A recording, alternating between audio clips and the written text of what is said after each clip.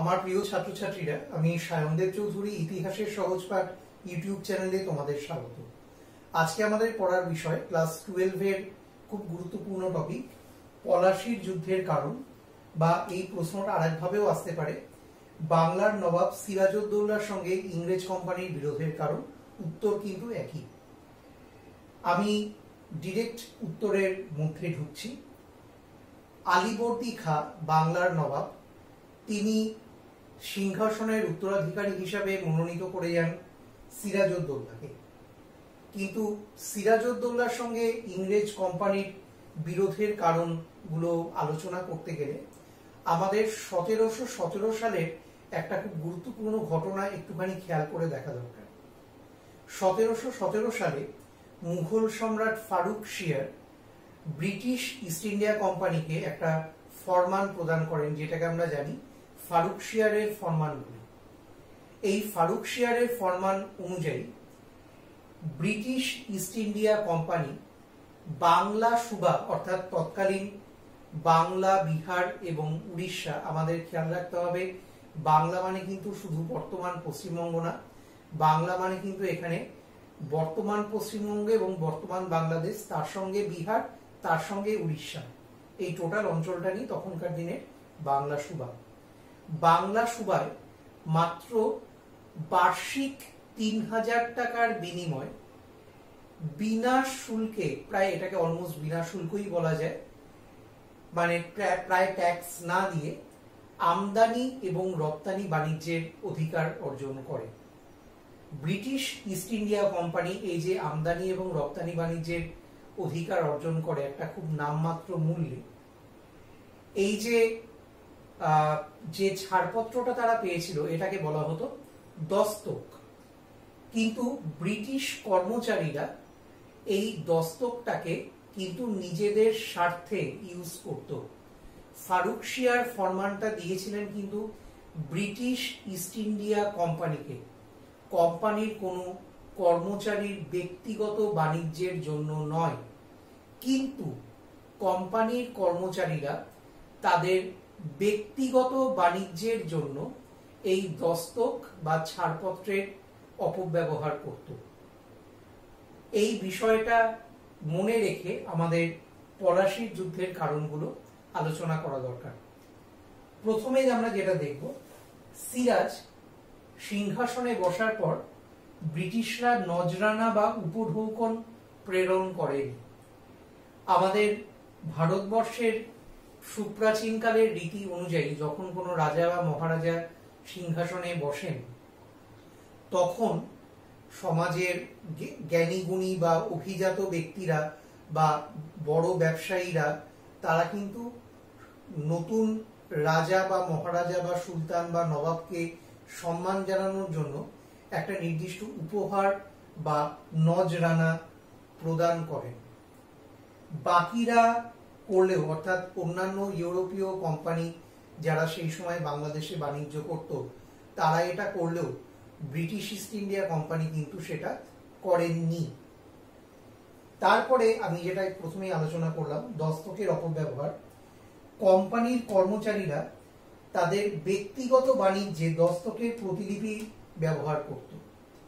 এই যে ব্যক্তিগত বাণিজ্যে দস্তকের প্রতিলিপি ব্যবহার করা, এই বিষয়টা কিন্তু অনেক বড় প্রেক্ষাপটে একটা প্রচন্ড আর্থিক ক্ষতির কারণ হয়ে দাঁড়াচ্ছিল।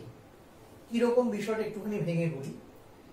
কোম্পানির কর্মচারীদেরকে যে চাকরির শর্ত দেয়া হতো, সেখানে কিন্তু তারা এটা জেনেই জয়েন করত কোম্পানির চাকরিতে যে তারা ইংল্যান্ড থেকে বহু দূরে ভারতবর্ষে চাকরি করতে আসছে অত্যন্ত নামমাত্র স্যালারি বা বেতনের বিনিময়ে। কিন্তু তাদেরকে অলিখিতভাবে বুঝিয়ে দেওয়া হতো, যদি তোমরা এখানে গিয়ে চাকরি করো তাহলে তোমরা ব্যক্তিগতভাবে কিছু বাণিজ্য ওখানে করতে পারবে, যার ফলে তোমরা বিপুল পরিমাণ লাভ করবে।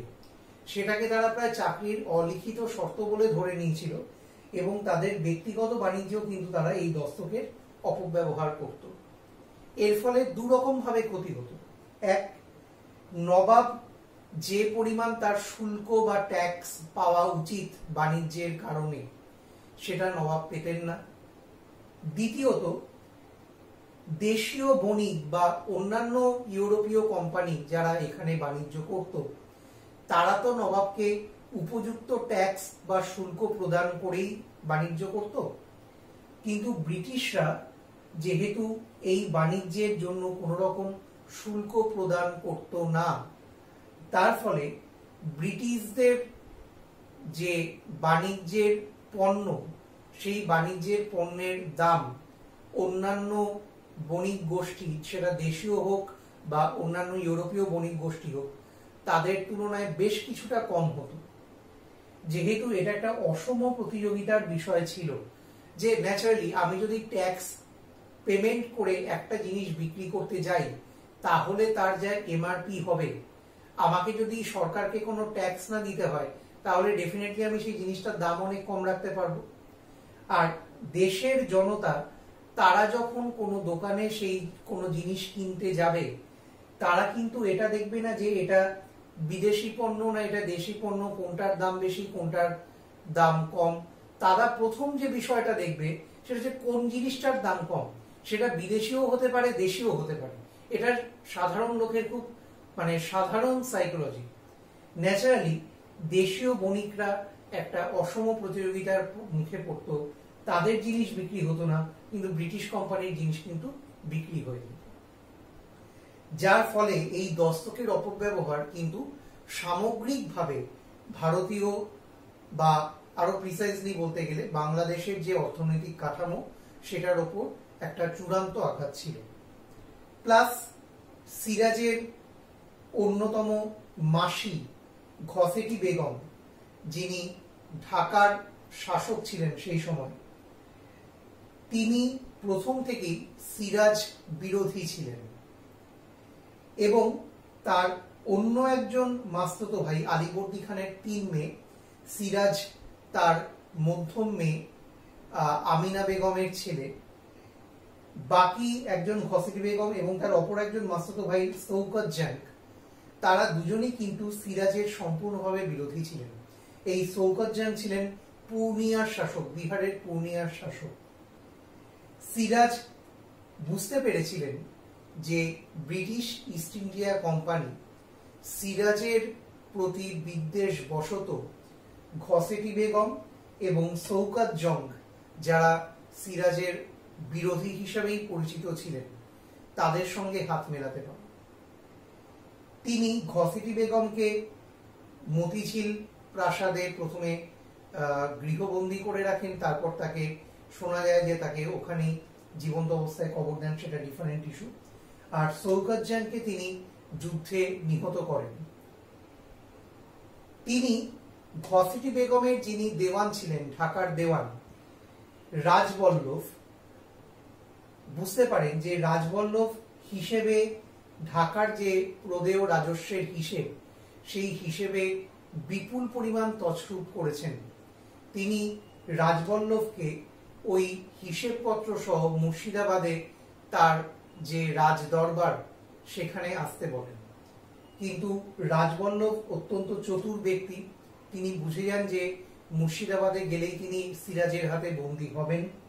তিনি তার পুত্র কৃষ্ণদাসের নেতৃত্বে তার পরিবারের অন্যান্য লোকজনকে তার যে সঞ্চিত বিপুল পরিমাণ ধন সম্পদ বা অবৈধ ধন সম্পদ, সেই ধন সম্পদ সহ তিনি কলকাতায় ইংরেজদের আশ্রয় ফোর্ট উইলিয়াম দুর্গে পাঠিয়ে দেন। নিজে যান মুর্শিদাবাদে সিরাজের সঙ্গে দেখা করতে। সিরাজ রাজবল্লভকে গ্রেপ্তার করলেন, কিন্তু রাজবল্লভের যে সঞ্চিত ধনরত্ন, যেটা তিনি উপযুক্ত রাজস্ব প্রদান না করে কিছুটা 2 নম্বরই করেই জমা করেছিলেন, সেটার হদিশ কিন্তু তিনি পেলেন না, কারণ কৃষ্ণদাস তখন অলরেডি কলকাতায় পৌঁছে গেছেন। ইতিমধ্যে নবাবের এই সামগ্রিক যে পরিস্থিতি, সেই সময় ইউরোপে একটা বড়সড় পরিবর্তন ঘটল। ইউরোপে 1756-57 সালের দিকে ফ্রান্সের সঙ্গে ইংল্যান্ডের সপ্তবর্ষব্যাপী যুদ্ধ শুরু হল। এই সপ্তবর্ষব্যাপী যুদ্ধের সূত্রে ভারতবর্ষেও চিরপ্রতিদ্বন্দ্বী ফরাসি শক্তি এবং ব্রিটিশ শক্তি তাদের মধ্যে টুকটাক যুদ্ধ শুরু হলো এবং সেই যুদ্ধের সূত্র ধরে ফরাসিরা চন্দননগরে এবং ইংরেজরা কলকাতায় ফোর্ট উইলিয়াম দুর্গের কিছুটা নির্মাণ এবং সংস্কার সাধন শুরু করলেন। নবাবের এরিয়ার মধ্যে নবাবের যে রাজত্ব, সেই রাজত্বের মধ্যে দুর্গ সংস্কার বা নির্মাণ করা সেটা কিন্তু নবাবের চূড়ান্ত ক্ষমতার উপরে হস্তক্ষেপ ছিল। নবাব দূত পাঠিয়ে ফরাসিদেরও দুর্গ নির্মাণ এবং সংস্কার করতে বারণ করলেন এবং তার অন্যতম দূত, খুব গুরুত্বপূর্ণ একজন রাজপদে আসীন ব্যক্তি নারায়ণ দাস, তাকে কলকাতায় পাঠালেন দুটো বিষয় নিয়ে। এক, কৃষ্ণদাসকে যাতে ইমিডিয়েট ফেরত পাঠানো হয় এবং যাতে ফোর্ট উইলিয়াম দুর্গের যে সংস্কার সাধন সেটা যেন ইংরেজরা বন্ধ করে। ইংরেজরা কোনো নির্দেশেই কর্ণপাত করলেন না এবং নারায়ণ দাসকে লাঞ্ছনা করে, অপমান করে তারা তাড়িয়ে দিলেন। নবাবের দূতকে অপমান করা মানে কিন্তু নবাবের যে সার্বভৌম ক্ষমতা সেটার ওপরে একটা চূড়ান্ত অপমান বা চূড়ান্ত আঘাত করা। ন্যাচারালি সিরাজের পক্ষে আর অন্য কোনো উপায় থাকলো না কলকাতা আক্রমণ না করে। তিনি কলকাতায় ফোর্ট উইলিয়াম দুর্গ আক্রমণ করলেন। 16ই জুন 1756 সালে তিনি কলকাতা অধিকার করলেন। গভর্নর ড্রেক সহ বেশ কিছু ইংরেজ প্রশাসনিক ব্যক্তি তারা ফোর্ট উইলিয়াম দুর্গের পিছন দিক দিয়ে গঙ্গায় নৌকো সহযোগে ফলতায় পালিয়ে গেলেন। বেশ কিছু ইংরেজ বন্দী হলেন এবং সিরাজ কলকাতার নাম পরিবর্তন করে তার দাদু আলীবর্দী খাঁর নাম অনুযায়ী রাখেন আলীনগর। ব্রিটিশ ঐতিহাসিক হলওয়েল, যিনি ওই সময় ফোর্ট উইলিয়াম দুর্গে ছিলেন, পালিয়ে গিয়েছিলেন, তিনি একটা মন গড়া গল্পের অবতারণা করেন যে সিরাজ নাকি একটা ছোট্ট অন্ধকার ঘরে বেশ কিছুজন ইংরেজ ব্যক্তিকে বন্দি করে রাখেন। ওইটুকুনি ঘরে অতজন ইংরেজকে বন্দি করে রাখার ফলে তারা সবাই শ্বাসরুদ্ধ হয়ে মারা যান। এই যে গল্প, এটাকে ব্ল্যাক হোল ট্র্যাজেডি বা অন্ধকূপ হত্যা নামে ইতিহাসে আমরা জানি। বলা বাহুল্য, এই যে গল্পটা, এটা কিন্তু গল্পই, কারণ পাটিগণিতের নিয়মে পরে প্রমাণিত হয়েছে যে ওইটুকুনি ঘরে অতজন ব্যক্তিকে বন্দি করে রাখা কখনোই সম্ভব নয়। যাই হোক, আলীনগরের শাসক হিসাবে তিনি নিযুক্ত করলেন তার অনুগত মানিক চাঁদকে। তিনি মুর্শিদাবাদে ফিরে গেলেন, কিন্তু তার কয়েকদিন পরে মাদ্রাজ থেকে অ্যাডমিরাল ওয়াটসন এবং ক্লাইভ তারা সসৈন্যে আবার এসে কলকাতা বা আলীনগর সিরাজের হাত থেকে ছিনিয়ে নিলেন এবং সিরাজের সঙ্গে 9 ফেব্রুয়ারি 1757 স্বাক্ষরিত হল আলীনগরের সন্ধি। আলীনগরের সন্ধি কিন্তু সিরাজের পক্ষে একটা চরম অপমানজনক সন্ধি ছিল, কারণ সিরাজ এই যুদ্ধে হেরে গিয়ে ইংরেজদেরকে ক্ষতিপূরণ দিতে বাধ্য হলেন। এই যে তিনি কলকাতা আক্রমণ করেছিলেন তার জন্য একটা ক্ষতিপূরণ দিতে বাধ্য হলেন। ইংরেজরা তাদের নিজেদের মুদ্রা চালানোর বা ব্যবহারের অনুমতি পায় এবং সিরাজ প্রকারান্তরে কিন্তু এই যে দস্তকের বিষয়টা, যেটা নিয়ে মূল সমস্যা শুরু হয়েছিল, সেইটাও কিন্তু সিরাজ মেনে নেন। কিন্তু ক্লাইভ শুধুমাত্র এতে সন্তুষ্ট ছিলেন না। ক্লাইভ খুব ভালো করে বুঝতে পেরেছিলেন যে সিরাজ সম্পূর্ণভাবে ইংরেজদের পক্ষে বিপজ্জনক।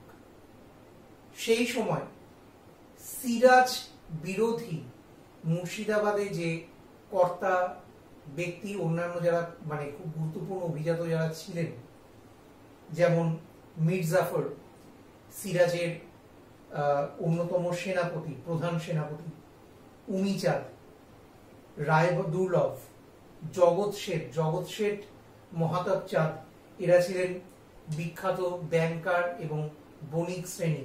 এদের নিজস্ব টাকশাল ছিল। এদের সঙ্গে কিন্তু ক্লাইভ একটা গোপন চুক্তি করলেন, সিরাজ বিরোধী একটা চুক্তি, যাতে ঠিক হয় যে সিরাজকে সিংহাসনচ্যুত করা হবে এবং তার জায়গায় সিরাজের যে মীর বখশি, মীর জাফর প্রধান সেনাপতি, মীর জাফরকে সিরাজের বদলে সিংহাসনে বসানো হবে। এই সমস্ত ষড়যন্ত্র কমপ্লিট করে আলটিমেটলি 23শে জুন 1757 ক্লাইভ একটা ছোট সৈন্যদল নিয়ে বর্তমান নদিয়ায় পলাশীর প্রান্তরে সিরাজের সৈন্যদলের মুখোমুখি হলেন। সিরাজের যিনি মূল সেনাপতি অর্থাৎ মীর জাফর, তিনি যুদ্ধ না করে দাঁড়িয়ে থাকলেন। সিরাজের অপর দুই সেনাপতি মীর মদন এবং মোহনলাল, তারা বীরত্বের সঙ্গে যুদ্ধ করেও কিন্তু আলটিমেটলি পরাজিত হলেন। সিরাজ যুদ্ধক্ষেত্র থেকে পালিয়ে যান এবং পলাশীর যুদ্ধে পরাজিত হন। পরবর্তীকালে দানশা ফকির নামে একজন ফকির রাজমহলের কাছে তিনি সিরাজকে চিনতে পেরে ইংরেজদের হাতে ধরিয়ে দেন এবং মীর জাফরের ছেলে মিরনের আদেশে সিরাজকে হত্যা করা হয়।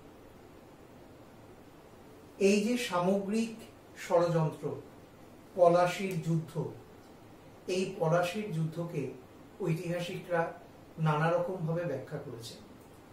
যারা ব্রিটিশ বা ঔপনিবেশিক ঐতিহাসিক, তারা ন্যাচারালি সিরাজকে দায়ী করেছেন। সবাই যে সিরাজকে দায়ী করেছেন তা না, আমি একটু ডিটেলসে যাই।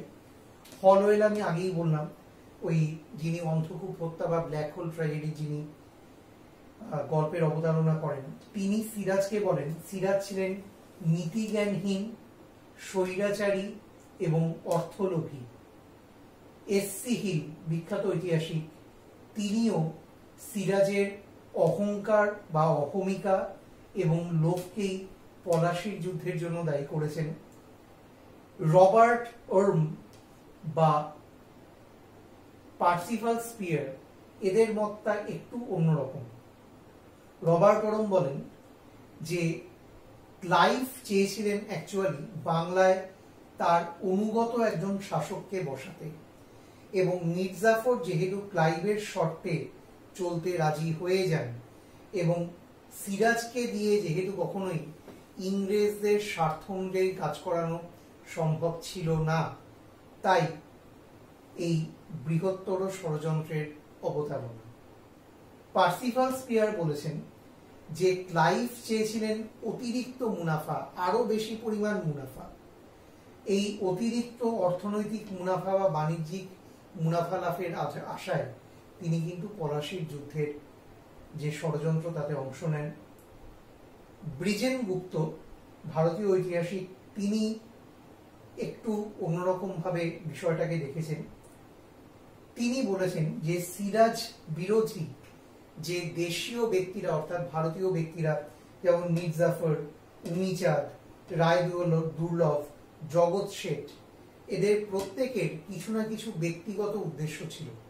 সেই ব্যক্তিগত উদ্দেশ্য চরিতার্থ করার জন্য তারা ইংরেজদের সঙ্গে হাত মেলান। এবং রজতকান্ত রায়, যিনি পলাশীর সমাজ, পলাশীর দরবার, এগুলো নিয়ে খুব গুরুত্বপূর্ণ আলোচনা করেছেন, তিনি বলেছেন যে সিরাজের মধ্যে একটা অহংকারী ভাবমূর্তি ছিল, একটা দুর্বিনীত ব্যাপার ছিল, যার ফলে ওই সময় মুর্শিদাবাদে যে অন্যান্য অভিজাত যারা ছিলেন, বা যেমন অন্যান্য নাটোরের রানী ভবানী, এরা কেউই সিরাজকে সিংহাসনের বৈধ উত্তরাধিকারী হিসাবে মানতে রাজি ছিলেন না। তাদের মধ্যে একটা আশঙ্কা ছিল যে সিরাজ তাদের কোনো না কোনো ভাবে হেয় করবেন, তাদের প্রতিপত্তি খর্ব করবার চেষ্টা করবেন। ন্যাচারালি তাদের মধ্যে একটা এই যে সন্দেহ বোধ, এই সন্দেহ বোধ থেকে তৎকালীন মুর্শিদাবাদ দরবারে একটা অনৈক্যর সৃষ্টি হয়, যেটা আলটিমেটলি সিরাজ বিরোধী ষড়যন্ত্রের মূল চালিকা শক্তি হিসাবে আত্মপ্রকাশ হয়। আজকে তাহলে আমরা আলোচনা করলাম সিরাজের সঙ্গে কোম্পানির বিরোধের কারণ বা পলাশীর যুদ্ধের কারণ। এর পরের পর্বে আমরা আলোচনা করব একসঙ্গে দুটো জিনিস, পলাশীর যুদ্ধের কি গুরুত্ব এবং তার অব্যবহিত পরে বক্সারের যুদ্ধ 1764, খুব গুরুত্বপূর্ণ বিষয়। পলাশী এবং বক্সার এই দুটো যুদ্ধের মধ্যে কোন যুদ্ধ ভারতীয় বা বাঙালির ইতিহাসে বা বাংলার ইতিহাসে বেশি গুরুত্বপূর্ণ। আজকে এই পর্যন্ত থাকলো। তোমরা কোনো সমস্যা থাকলে আমাকে কমেন্ট বক্সে লিখে জানিও। খুব শিগগিরই ফেরত আসবো এর পরের টপিক নিয়ে। ততদিন সঙ্গে থেকো। ভালো লাগলে চ্যানেলটা সাবস্ক্রাইব করো, বন্ধুদের মধ্যে আরো বেশি করে শেয়ার করো। আজকে এইটুকুনি থাকলো, আসছি, আবার দেখা হবে।